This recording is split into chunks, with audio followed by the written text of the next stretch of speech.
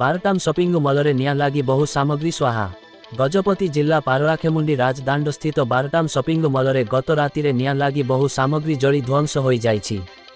ସୂଚନା ପ୍ରକାରେ ଗତ ରାତି ପ୍ରାୟ 11ଟା ବେଳେ ବନ୍ଦ ଥିବା ସପିଂ ମଲରୁ ନିଆଁ ବାହାରୁଥିବା କିଛି ଲୋକ ଦେଖିଥିଲେ। ପରେ ଉକ୍ତ ମଲର ମାଲିକ ଶ୍ରୀ ବାରଟାମ ଶ୍ରୀକାନ୍ତଙ୍କୁ ସୂଚନା ଦେଇଥିଲେ।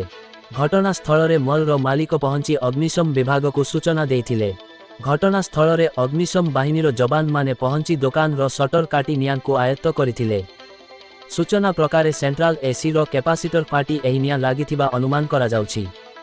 କିନ୍ତୁ ଦୋକାନ ବନ୍ଦ କରିବା ପୂର୍ବରୁ ସବୁବେଳେ ମେନ୍ ସୁଇଚ୍ ବନ୍ଦ କରି ହିଁ ଯାଉଥିବା ଦୋକାନ ମାଲିକ କହିଥିଲେ। ବାରଟାମ ସପିଂ ମଲ ଗଜପତି ଜିଲ୍ଲାର ବଡ଼ ଏବଂ ଜଣାଶୁଣା ସପିଂ ମଲ ଅଟେ।